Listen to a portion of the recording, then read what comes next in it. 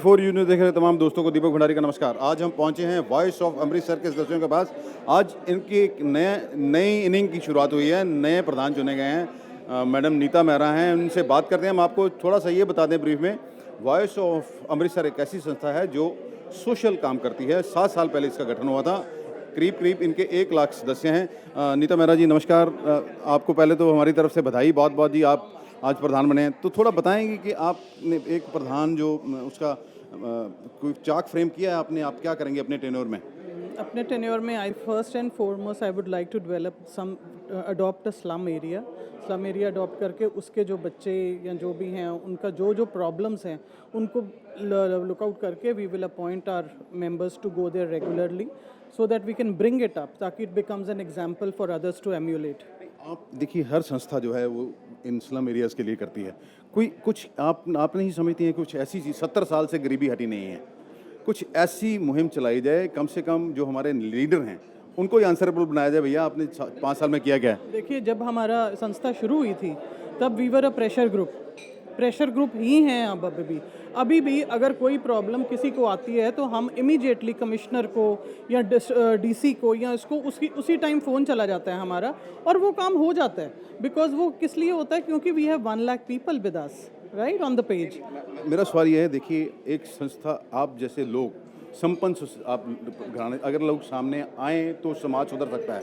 70 साल से देश की गरीबी दूर नहीं हुई, स्लम मिला के और गरीब होते जा रहे हैं। आप कुछ ऐसा कुछ फ्रेमवर्क करेंगी अपने टेन्योर में कि कुछ सुधार, कुछ बच्चों को जो है इस दलदल से बाहर निकाला जा सके? Definitely, why not? We will try, we will chalk out programs for that also, why not? But I can't like suddenly say something and then go back on it. I would like to, that's a very good thing that you have told me. I would like to work on it and then come back to you regarding it. तो एक और fund generation का कैसे रहेगा आपका? See, fund generation, जहाँ तक city centric problems है ना, वो हमें फंड्स की प्रॉब्लम कभी भी आज तक नहीं आई। कोई भी प्रॉब्लम हमने जब टेकअप की है तो फंड्स कीप इनफ्लोइंग। अब जैसे पेंडेमिक था, you know, we have spent 14 lakhs on the distribution of food. So वो कहाँ से आए? हमारे members ने दिए. Not only these members, the members which are on page, members which we have abroad, वहाँ तक से। नीता जी, आप बहुत पुरानी शहर की रहने वाली हैं, काफ़ी समय। आप क्या समझती हैं शहर की सबसे बड़ी समस्या क्या है? Careless attitude of people. इसमें सरकार भी कुछ नहीं कर सकती जब तक इंसान खुद, जो इधर के लोग हैं, जो सिटीजन्स हैं, वो अपने आप को थोड़ा गेयर अप ना करें। It is for the citizens to gear themself up. अगर हर एक बंदा अपनी रिस्पॉन्सिबिलिटी समझेगा सो कोई वो ही नहीं, दूसरे the moment they reach Chandigarh वहाँ पे सब ठीक हो जाता है। सो डंडे का रूल थोड़ा चाहिए। आप अभी भी समझती हैं कि लोग डंडे की भाषा समझते हैं, प्यार की भाषा नहीं समझते? पंजाबी लोग। तो आप डंडा कैसे उठाएंगी? अरे वो तो टाइम ही बताएगा। देखिए, हमारी तरफ से आपको एक बार फिर बहुत, आप कुछ कहना चाहेंगी? I'm really lucky that I am heading this organization, और मैं अपना पूरा ट्राई करूँगी कि मैं अमृतसर के लिए जो बेहतरी कर सकूँ, क्योंकि वो एक जुनून है हम सब में कि अमृतसर के लिए कुछ कर सकें। शुरू हमने इसी हिसाब से किया था, बट अब let me see for this year definitely I will try my level best. हमारी शुभकामनाएं आपके पास। हम बात करेंगे जिन्होंने ये वॉइस ऑफ अमृतसर की शुरुआत की थी। हमारे साथ हैं डॉक्टर राकेश शर्मा। इन्होंने क्या सोचकर ये शुरुआत की थी, ये अपने कहाँ तक कामयाब हो पाए अपने मकसद में, इनसे बात करते हैं। डॉक्टर साहब बताएंगे, जब आपने ये शुरुआत की थी तो क्या सोचा था? दीपक जी, ਪਹਿਲੇ ਤਾਂ ਸ਼ੁਕਰੀਆ ਤੁਹਾਡਾ, ਤੁਸੀਂ ਅੱਜ ਸਾਨੂੰ ਕਵਰ ਕਰਨ ਆਏ ਹੋ। ਸਾਡਾ ਇਵੈਂਟ ਬਹੁਤ ਇੰਪੋਰਟੈਂਟ ਸੀ ਸਾਡੇ ਵਾਸਤੇ, ਔਰ ਮੇਰੀ ਤੁਸੀਂ ਰਿਕੁਐਸਟ ਪ੍ਰਵਾਨ ਕੀਤੀ ਹੈ, ਬਹੁਤ ਸ਼ੁਕਰੀਆ। ਗਰੁੱਪ ਤੇ ਦੇਖੋ ਜੀ, ਤੁਸੀਂ ਗਰੁੱਪ ਦੇ ਨਾਲ ਹੀ ਤੁਸੀਂ ਗਰੋ ਕੀਤੇ ਹੋ। ਤੁਸੀਂ ਸਾਨੂੰ ਡੇ 1 ਤੋਂ ਸਾਡੇ ਨਾਲ ਹੋ ਸਾਡੇ, ਔਰ ਤੁਸੀਂ ਸਾਡੀ ਗਰੋਥ ਦੇਖੀ ਹੈ from 10 members to 1 lakh members ਉੱਪਰ ਅਸੀਂ ਜਾ ਕੇ ਗਰੋਥ ਦੇਖੀ ਹੈ। ਤੁਹਾਡੇ ਸਾਹਮਣੇ 4 ਜਣੇ ਖੜੇ ਆ ਜਿਨ੍ਹਾਂ ਨੇ ਗਰੁੱਪ ਸਟਾਰਟ ਕੀਤਾ। ਉਹ ਸਭ ਨੂੰ ਪਤਾ ਜੀ, ਵੌਇਸ ਆਫ ਅੰਮ੍ਰਿਤਸਰ ਦਾ ਸਭ ਨੂੰ ਪਤਾ ਚੱਲ ਗਿਆ। ਸਾਡਾ ਇਹ ਮਤਲਬ ਹੈ, ਤੁਸੀਂ ਕਿਸ ਮਕਸਦ ਨਾਲ ਸ਼ੁਰੂ ਕੀਤੀ ਸੀ, ਜਿਸ ਮਕਸਦ ਨਾਲ ਸ਼ੁਰੂ ਕੀਤੀ ਸੀ ਤੁਸੀਂ ਉਹਨੂੰ ਕਿੰਨਾ ਅਚੀਵ ਕਰ ਪਾਏ? ਸੋ ਇਹ ਇੱਕ ਬਹੁਤ ਜ਼ਰੂਰੀ ਆਸਪੈਕਟ ਜਿਹੜਾ ਤੁਸੀਂ ਟੱਚ ਕੀਤਾ ਹੈ। ਇਨੀਸ਼ੀਅਲੀ ਇੱਕ ਅਸੀਂ ਪ੍ਰੈਸ਼ਰ ਗਰੁੱਪ ਬਣਾਉਣਾ ਚਾਹਿਆ ਸੀਗਾ। ਪ੍ਰੈਸ਼ਰ ਗਰੁੱਪ ਇਸ ਕਿ ਅਸੀਂ ਇੱਕ ਮੰਚ ਚੀਜ਼ ਰੱਖੀ ਸੀ ਕਿ ਅਸੀਂ ਕਦੀ ਵੀ ਕਿਸੇ ਵੀ ਸਰਕਾਰੀ ਅਦਾਰੇ ਨੂੰ ਨਿੰਦਣਾ ਨਹੀਂ ਹੈ। ਅਸੀਂ ਉਹਨਾਂ ਦੇ ਸਪੋਰਟ ਵਿੱਚ ਕੰਮ ਕਰਨਾ ਹੈ, ਲੇਕਿਨ ਉਹਨਾਂ ਨੂੰ ਚੈਲੰਜ ਜ਼ਰੂਰ ਪ੍ਰੈਜ਼ੈਂਟ ਕਰਨਾ ਤਾਂ ਕਿ ਉਹ ਕੰਮ ਆਪਣਾ ਠੀਕ ਤਰ੍ਹਾਂ ਕਰ ਸਕਣ। ਜੇ ਅਸੀਂ ਸਰਕਾਰੀ ਅਦਾਰਿਆਂ ਨੂੰ ਅਸੀਂ ਅਪੋਜ਼ ਕਰਾਂਗੇ ਤਾਂ ਸਾਡੇ ਚੁਣਿੰਦੇ ਨੇ ਉਹ। ਜੇ ਅਸੀਂ ਆਪਣੇ ਚੁਣਿੰਦੇ ਬੰਦਿਆਂ ਨੂੰ ਖੁਦ ਹੀ ਅਪੋਜ਼ ਕਰਾਂਗੇ, ਦੈਟ ਮੀਨਸ ਗਲਤੀਆਂ ਸਾਡੀਆਂ ਨੇ ਕਿਤੇ ਨਾ ਕਿਤੇ। ਉਹ ਚੁਣਿੰਦਾ ਨਹੀਂ ਕਿ ਤੁਹਾਡੇ ਚੁਣਿੰਦਾ ਲੀਡਰ ਹੈ, ਸਰਕਾਰੀ ਲੋਕ ਤੁਹਾਡੇ ਚੁਣਿੰਦਾ ਨਹੀਂ ਹੈ। ਮੇਰਾ ਕਹਿਣ ਦਾ ਮਤਲਬ ਹੈ, ਤੁਸੀਂ ਦੇਖੋ 7 ਸਾਲ ਦੇ ਵਿੱਚ ਆਪਣਾ 7 ਸਾਲ ਦਾ ਟੈਨਿਓਰ। ਹਾਂ, ਮੈਂ ਉੱਥੇ ਹੀ ਆ ਰਿਹਾ ਸੀ। ਜਦ ਤੱਕ ਅਸੀਂ ਕਦੀ ਵੀ ਕਿਸੇ ਵੀ ਸਰਕਾਰੀ ਅਦਾਰੇ ਦਾ ਮਤਲਬ ਉਹ ਪੋਲੀਟਿਸ਼ੀਅਨ ਅੰਡਰ ਹੀ ਆਉਂਦੇ ਨਾ, ਸਰਕਾਰੀ ਅਦਾਰੇ ਵੀ ਸਾਰੇ ਆਫਟਰ ਆਲ ਕੰਟਰੋਲ ਦੇ ਪਿੱਛੇ ਪੋਲੀਟਿਸ਼ੀਅਨ ਨਹੀਂ ਡਾਕਟਰ ਸਾਹਿਬ ਨਹੀਂ ਨਾ, ਮੇਰਾ ਬੜਾ ਸਿੰਪਲ, ਦੇਖੋ ਤੁਸੀਂ ਡਾਕਟਰਾਂ ਵਾਂਗੂ ਜਾਂ ਪੋਲੀਟੀਸ਼ੀਅਨ ਵਾਂਗੂ ਸਵਾਲ ਦਾ ਜਵਾਬ ਨਾ ਦਿਓ, ਮੇਰਾ ਬੜਾ ਸਿੰਪਲ ਸਵਾਲ ਹੈ, 7 ਸਾਲਾਂ 'ਚ ਤੁਸੀਂ ਕੀ ਸੋਚ ਕੇ ਸ਼ੁਰੂ ਕੀਤਾ ਤੇ ਤੁਸੀਂ ਕਿੱਥੇ ਪਹੁੰਚੇ? ਦੀਪਕ ਜੀ ਮੈਂ ਉੱਥੇ ਹੀ ਆਉਣਾ, ਤੁਸੀਂ ਮੈਨੂੰ ਆਉਣ ਤੇ ਦਿਓ ਉੱਥੇ ਤੱਕ। ਤੇ ਸੋ ਪਹਿਲੇ ਤਾਂ ਪ੍ਰੈਸ਼ਰ ਗਰੁੱਪ ਸੀ, ਤੇ ਸਾਨੂੰ ਇਹ ਚੀਜ਼ ਦਾ ਸਾਡਾ ਬੇਸਿਕ ਇੱਕ ਮੋਟਿਵ ਸੀਗਾ ਕਿ ਅਸੀਂ ਇੱਕ ਪ੍ਰੈਸ਼ਰ ਗਰੁੱਪ ਬਣਾਉਣਾ ਜਿੱਥੇ ਕੋਈ ਕਮੀ ਪੇਸ਼ੀ ਹੈਗੀ ਹੈ, ਕੋਈ ਚੀਜ਼ ਐਗਜ਼ੀਕਿਊਟ ਨਹੀਂ ਹੋ ਰਹੀ ਠੀਕ ਤਰ੍ਹਾਂ, ਉਹ ਚੀਜ਼ ਨੂੰ ਅਸੀਂ ਹਾਈਲਾਈਟ ਕਰਦੇ ਸੀਗੇ ਆਪਣੇ ਸੋਸ਼ਲ ਮੀਡੀਆ ਦੇ ਉੱਪਰ, ਔਰ ਕਿਤੇ ਤੁਹਾਡੇ ਲੋਕਾਂ ਦੀ ਵੀ ਹੈਲਪ ਲੈਂਦੇ ਸੀਗੇ ਕਿ ਉਸ ਚੀਜ਼ ਨੂੰ ਹਾਈਲਾਈਟ ਕਰਕੇ ਐਟਲੀਸਟ ਉਹਨਾਂ ਕੰਨਾਂ ਤੱਕ ਆਵਾਜ਼ ਪਹੁੰਚਾਈ ਜਾਵੇ, ਜਿੰਨਾ ਜਿੱਥੇ ਉਹਨਾਂ ਦੇ ਕੰਮ ਹਿੱਲਣ ਥੋੜੇ, ਔਰ ਉਹਨਾਂ ਨੂੰ ਪਤਾ ਲੱਗੇ ਕਿ ਅਗਰ ਅਸੀਂ ਕੋਈ ਕੰਮ ਨਹੀਂ ਕਰਦੇ। ਮੈਂ ਤੁਹਾਨੂੰ ਐਗਜ਼ਾਮਪਲ ਦਿਆਂਗਾ ਇਹਦੇ ਵਾਸਤੇ। ਹੁਣੇ 10 ਦਿਨ ਪਹਿਲੇ ਸਾਡੇ ਪੇਜ ਦੇ ਉੱਪਰ ਕਿਸੇ ਲੇਡੀ ਨੇ ਇਹ ਪਾਈ ਸੀਗੀ, ਪੋਸਟ ਪਾਈ ਸੀਗੀ ਕਿ ਉੱਥੇ ਟ੍ਰਿਲੀਅਮ ਦੇ ਕੋਲ ਜਦੋਂ ਕੋਵਿਡ ਦੇ ਟਾਈਮ ਦੇ ਵਿੱਚ, ਕਿਉਂਕਿ ਸਾਰੇ ਜਿਮਸ ਵਗੈਰਾ ਬੰਦ ਸੀਗੇ, ਤੇ ਉਹਨਾਂ ਨੇ ਉੱਥੇ ਵਾਕ ਕਰਦੀਆਂ ਸੀ, ਲੇਡੀਜ਼ ਲੜਕੀਆਂ ਆਉਂਦੀਆਂ ਸੀ, ਵਾਕ ਕਰਦੀਆਂ ਸੀ, ਉੱਥੇ ਕੁਝ ਮਤਲਬ ਸਿੰਘ ਦਾ ਸੀਗਾ। ਅਸੀਂ ਸਿਰਫ ਮੈਂ ਉੱਥੇ ਉਹ ਪੋਸਟ ਨੂੰ ਲਿੰਕ ਲੈ ਕੇ ਮੈਂ ਸਿਰਫ ਲਿੰਕ ਨੂੰ ਸਿਰਫ ਸੀਪੀ ਸਾਹਿਬ ਦੇ ਉਹਨਾਂ ਨੂੰ ਇਨਬਾਕਸ ਕਰ ਦਿੱਤਾ। ਵਿਦਿਨ ਨੈਕਸਟ ਡੇ ਸਾਨੂੰ ਇੱਕ ਹੋਰ ਪੋਸਟ ਆਈ, ਔਰ ਉਸ ਪੋਸਟ ਦੇ ਵਿੱਚ ਸ਼ੁਕਰੀਆ ਦਾ ਕੀਤਾ ਗਿਆ ਵੌਇਸ ਆਫ ਅੰਮ੍ਰਿਤਸਰ ਦਾ। ਅਜੇ ਵੀ ਉਹ ਪੋਸਟ ਪਈ ਹੋਈ ਹੈ ਕਿ ਵੌਇਸ ਆਫ ਅੰਮ੍ਰਿਤਸਰ ਦੇ ਇੱਕ ਦਿਨ ਦੇ ਵਿੱਚ 24 ਆਵਰਸ ਦੇ ਵਿੱਚ ਉੱਥੇ ਪ੍ਰੋਪਰ ਸਿਕਿਉਰਿਟੀ ਲੱਗ ਗਈ ਹੈ, ਔਰ ਲੋਕਾਂ ਨੂੰ ਪ੍ਰੋਪਰ ਸਿਕਿਉਰਿਟੀ ਮਿਲ ਰਹੀ ਹੈ। ਇਹ ਇੱਕ ਛੋਟੀ ਜਿਹੀ ਐਗਜ਼ਾਮਪਲ ਹੈ, ਪਲੇਟਫਾਰਮ ਪ੍ਰੋਵਾਈਡ ਕੀਤਾ। ਇਹ ਛੋਟੀ ਜਿਹੀ ਐਗਜ਼ਾਮਪਲ ਹੈ ਜਿਹੜੀ ਤੁਸੀਂ ਜੋ ਤੁਹਾਡਾ ਸਵਾਲ ਹੈ ਮੇਰੇ ਖਿਆਲ ਦਾ ਜਵਾਬ ਇੱਕ ਪ੍ਰੈਸ਼ਰ ਗਰੁੱਪ ਬਣਾਉਣ ਵਾਸਤੇ, ਅਗਰ ਉਹ ਸਪੋਜ਼ਿੰਗ ਅਗਰ ਅਸੀਂ ਇਹ ਗਰੁੱਪ 'ਚ ਨਹੀਂ ਹੁੰਦੇ। ਡਾਕਟਰ ਸਾਹਿਬ ਤੁਸੀਂ ਕੀ ਸਮਝਦੇ ਹੋ ਸ਼ਹਿਰ ਦੀ ਸਭ ਤੋਂ ਵੱਡੀ ਸਮੱਸਿਆ ਕੀ ਹੈ ਜਿਹਨੂੰ ਤੁਸੀਂ 7 ਸਾਲਾਂ 'ਚ ਸੁਲਝਾਉਣ ਦੀ ਕੋਸ਼ਿਸ਼ ਕੀਤੀ ਪਰ ਉਹ ਸੁਲਝੀ ਨਹੀਂ? ਤੁਸੀਂ ਹੈਰਾਨ ਹੋਗੇ ਸੁਣ ਕੇ ਕਿ ਸ਼ਹਿਰ ਦੀ ਸਭ ਤੋਂ ਵੱਡੀ ਸਮੱਸਿਆ ਐਡਮਿਨਿਸਟ੍ਰੇਸ਼ਨ ਨਹੀਂ ਹੈ। ਸ਼ਹਿਰ ਦੀ ਸਭ ਤੋਂ ਵੱਡੀ ਸਮੱਸਿਆ ਅਸੀਂ ਲੋਕ ਖੁਦ ਹੈ। ਅਸੀਂ ਖੁਦ ਵੀ ਸੁਧਰਨਾ ਨਹੀਂ ਚਾਹੁੰਦੇ। ਸਭ ਤੋਂ ਇਲ ਡਿਸਿਪਲਿਨਡ, ਮੇਰੇ ਪੰਜਾਬੀ ਲੋਕ ਮੇਰੇ ਭਰਾ ਮੈਨੂੰ ਮਾਫ ਕਰਨ, ਬਟ ਅਸਲੀਅਤ ਇਹ ਹੈ ਕਿ ਸਾਡੀ ਜਿਹੜੀ ਪੰਜਾਬੀਆਂ ਦੀ ਕੌਮ ਹੈ ਇਹ ਬਹੁਤ ਇਲ ਡਿਸਿਪਲਿਨਡ ਹੈ। ਸਾਨੂੰ ਆਪਣੇ ਆਪ ਲਾਈਫ ਵਿੱਚ ਜੇ ਅਸੀਂ ਤਵੱਕੋ ਰੱਖਦੇ ਹਾਂ ਕਿ ਅਸੀਂ ਬਾਹਰਲੇ ਮੁਲਕਾਂ ਨਾਲ ਅਸੀਂ ਕੰਪੀਟ ਕਰਨਾ ਜਾਂ ਉਹਨਾਂ ਦੇ ਵਾਂਗੂ ਸਾਨੂੰ ਸੇਮ ਸਾਰੀਆਂ ਚੀਜ਼ਾਂ ਚਾਹੀਦੀਆਂ ਨੇ, ਸਾਨੂੰ ਖੁਦ ਨੂੰ ਵੀ ਡਿਸਿਪਲਿਨ ਕਰਨਾ ਪਏਗਾ। ਜੇ ਮੈਂ ਆਪਣੇ ਆਪ ਨੂੰ ਨਹੀਂ ਸੁਧਾਰ ਸਕਦਾ ਤੇ ਮੈਂ ਕਿਸੇ ਦੇ ਸੁਧਾਰ ਦੇ ਵਿੱਚ ਤਵੱਕੋ ਵੀ ਨਹੀਂ ਰੱਖਣੀ ਚਾਹੀਦੀ ਮੈਨੂੰ। ਜਿੱਦਾਂ ਦੀ ਤੁਹਾਡਾ ਰਾਜਾ ਹੈ ਉੱਦਾਂ ਦੀ ਪ੍ਰਜਾ, ਮੈਂ ਤਾਂ ਉਲਟਾ ਕਹਿਣਾ, ਜਿੱਦਾਂ ਦੀ ਪ੍ਰਜਾ ਹੈ ਉੱਦਾਂ ਦਾ ਰਾਜਾ ਬਣਦਾ ਹੈ। ਜੇ ਅਸੀਂ ਖੁਦ ਚੰਗੇ ਹੋਵਾਂਗੇ ਅਸੀਂ ਆਪਣੇ ਲੀਡਰਸ ਵੀ ਠੀਕ ਚੁਣਾਂਗੇ, ਔਰ ਅਗਰ ਲੀਡਰ ਠੀਕ ਚੁਣੋਗੇ ਤੁਹਾਡੀ ਐਡਮਿਨਿਸਟ੍ਰੇਸ਼ਨ ਤੁਹਾਡੀ ਅਕੋਰਡਿੰਗਲੀ ਚੇਂਜ ਹੁੰਦੀ ਜਾਏਗੀ। ਡਾਕਟਰ ਸਾਹਿਬ ਕਦੀ ਤੁਹਾਡੀ ਐਸੋਸੀਏਸ਼ਨ ਨੇ ਕਿਸੇ ਲੀਡਰ ਨੂੰ ਪੁੱਛਿਆ ਵੀ ਤੁਸੀਂ ਇਸ ਤਰ੍ਹਾਂ ਗਰੋ ਕਰਦੇ ਹੋ, ਦੇਸ਼ ਇਸ ਤਰ੍ਹਾਂ ਜਾ ਰਿਹਾ?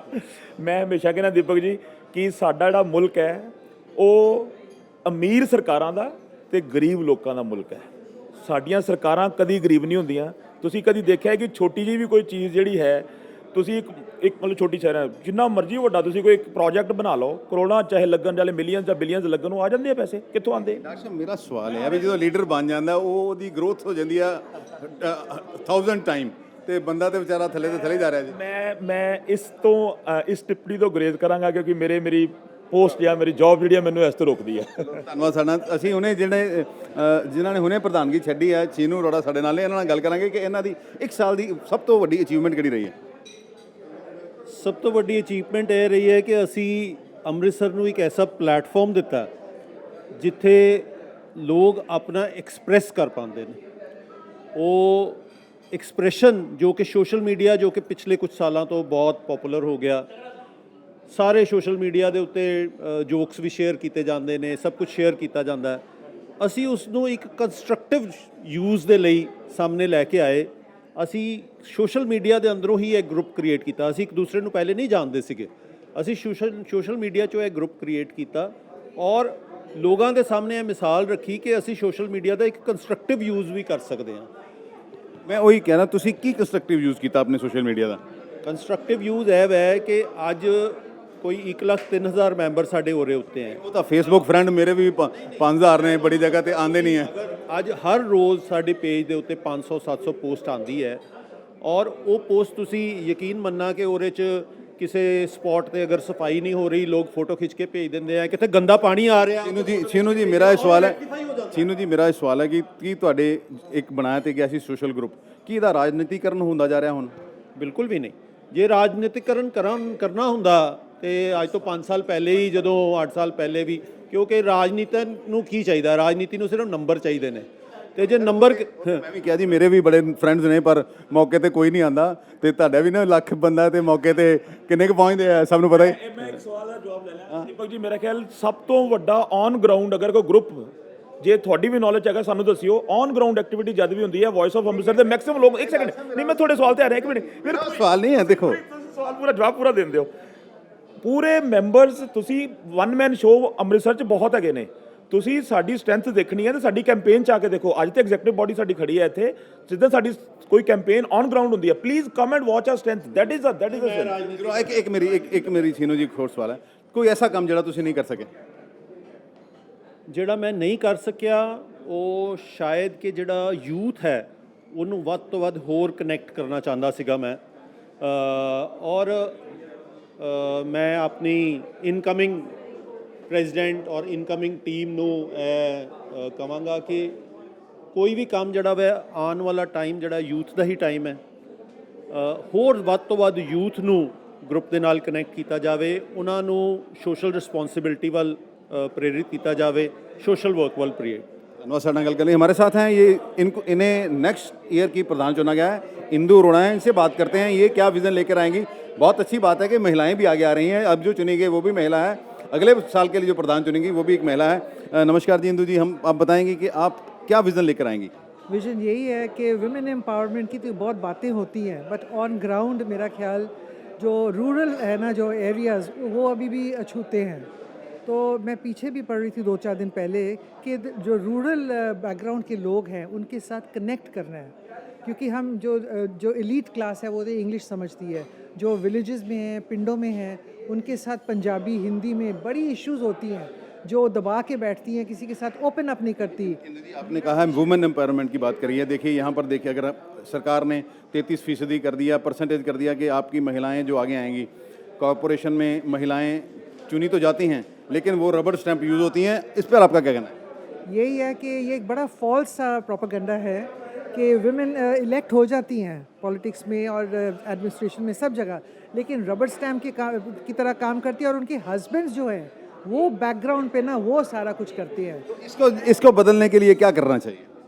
Women should speak up more और दब के नहीं रहना। वही वुमेन एम्पावरमेंट का मतलब क्या है कि आप आगे आओ, जो कोई इश्यूज़ हैं उनको खुद उसको एड्रेस करो, ना कि आप बैठे हो तो पीछे से हस्बैंड आपको प्रॉम्प्ट कर रहे हैं कि अब ये करना है। अब देख लो जैसे भी है, जो हमारे MCA में भी ले लो, जो भी है वो सारा basically it is men oriented.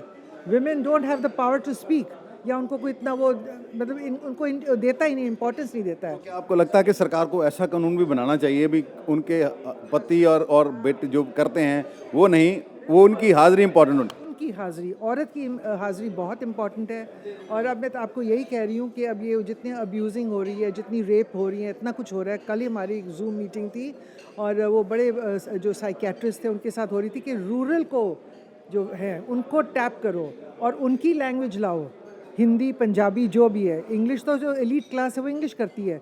अब जो मेरा विजन है फॉर नेक्स्ट ईयर 21-22 यही है कि I am going to tap the rural background. धन्यवाद हमारे साथ बात करने के लिए। ये थी जो अगले साल के लिए प्रधान चुनी गई हैं। हमने वॉइस ऑफ अमृतसर के लोगों से बात की। इनका कहना है कि ये ग्रुप इसलिए बना था कि प्रेशर टैक्टिक्स बनाई जाएँ, कहीं किसी का काम नहीं होता है तो सोशल प्लेटफॉर्म को यूज़ करके उस पर दबाव बनाया जाए और ये काम किया जाए। हम भी इनको शुभकामनाएं देते हैं, नई टीम को हमारी तरफ से शुभकामनाएं। अमृतसर से D4 न्यूज़ के लिए दीपक भंडारी की खास रिपोर्ट।